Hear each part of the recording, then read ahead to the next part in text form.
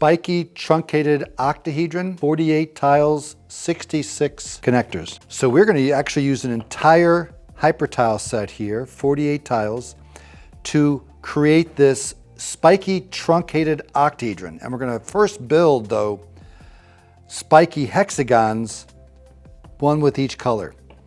So to remind you how a spiky hexagon is created, it's made from 3 beaks. To make a beak, we do not use spiral connections. We use always zigzag connections because they fold right like that into our beak. 1,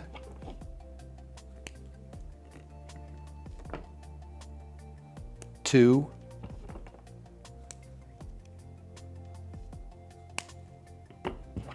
3, and once you've made those 3 beaks, you can see how they very easily form into a hexagon. So we'll add the extra 3 connectors to put these together. And this spiky hexagon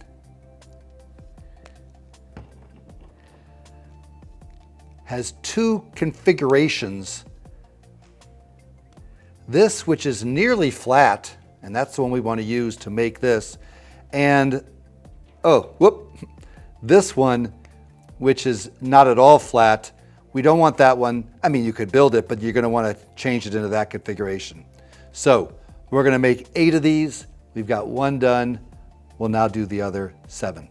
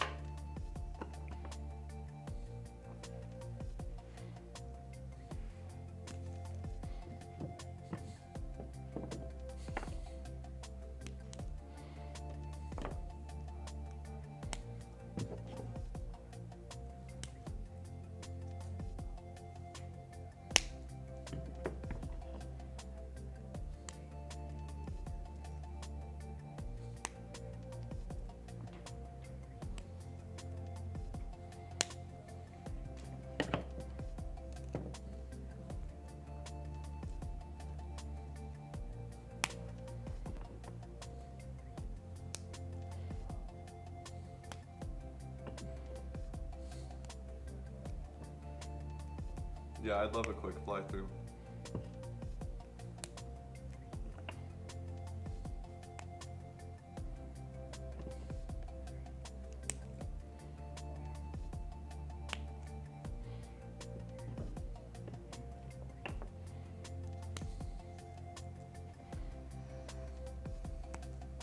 So we're putting together the final spiky hexagon out of these 3 beaks. That'll give us the 8 spiky hexagons we need for this truncated octahedron.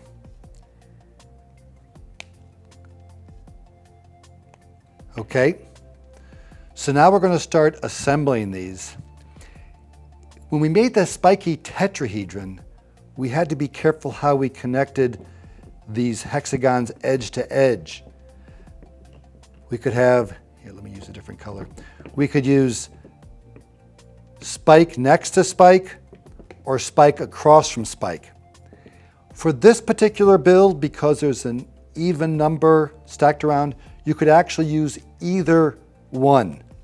So we could have it be like this or like this, but if we want to invert it, we're going to want to have them be across. So let's do it that way.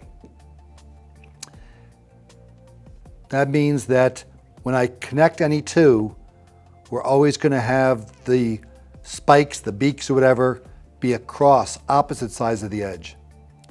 So like that. Now, here comes the next one. I'll put the black one here, say.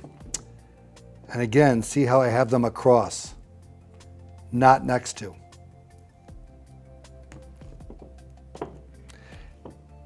When we did the spiky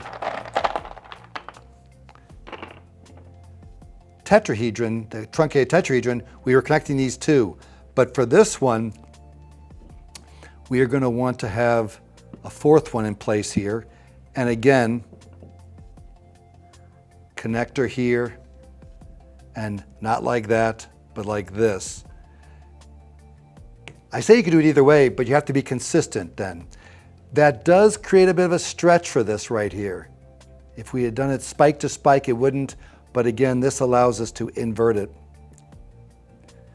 So we're going to do this. And we had that same kind of stretchiness then when we did the truncated tetrahedron. Okay, we're half done. Turn it like this and put the other ones. And I will do what I've done at other structures, and that is have opposite colors opposite each other. So for instance, opposite black will be white. And when I'm putting this on there, I'm again making sure the spikes are opposite, not like this, but like this. Okay, and then we're going to bring this up. Not connected there. Remember, we're going to have 4 of these, so I can just leave it flexed like that, actually. Opposite yellow, the opposite of yellow is purple. I'm saying opposite on the color wheel. A way of thinking about that is what makes purple? Red and blue, no yellow, so that's why it's opposite like that. And let's see. Yes, that puts the spikes opposite each other, just like this. Okay. We'll let that flex down like that, out of the way. Just watch your head in the shot, Rob. Opposite blue, orange. Right there. Again, what makes orange? Red and yellow, no blue.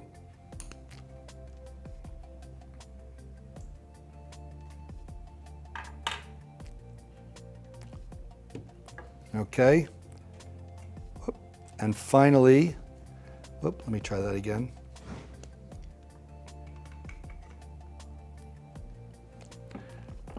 Opposite red is green, and we want it like this, not like, oops, sorry, we want it like this, not like this. This has them on the same side, okay? So,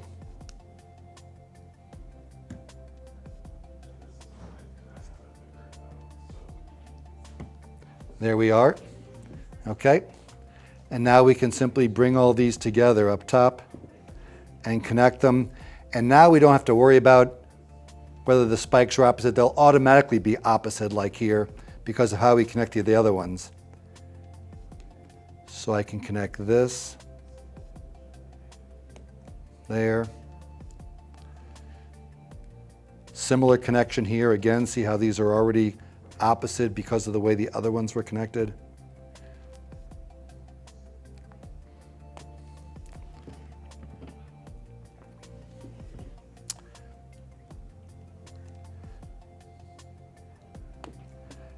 Bring that one up in place.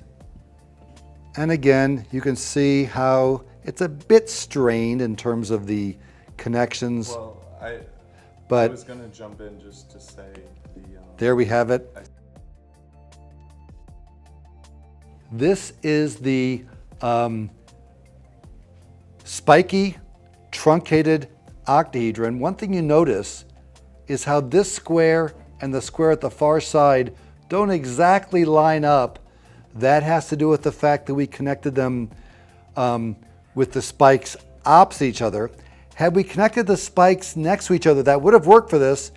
These would come out to be more like rhombuses, and they would line up. But as it is right now with our spiky truncated octahedron, they don't quite line up. No matter which ones I look at, you'll see that the other ones will rotate a little bit. And, are you ready for this? Just like our other spiky truncated shapes, this can be inverted so that the spikes are on the inside. So to do that, I have to break some of these connections between the hexagons, but not within the hexagons. So I'll break these apart. And I think I have to break apart one more. Okay. So this whole thing lays like a big butterfly flat. We call this a net, something that can be folded up into a solid. I'm going to flip this over and now start making those same connections that I just broke, but with the shape inverted. And because we had the spikes not right across, not next to each other, but across, that gives you room to do this. Otherwise, it's very difficult to get the spikes in there.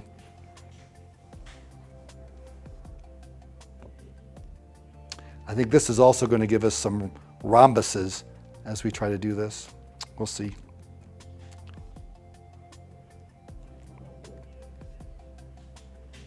Oh no, it still gives us squares. To get rhombuses, you have to have the spikes next to each other. Okay, but there's a little bit of twist. Okay, and here it is then, the inverted spiky truncated octahedron.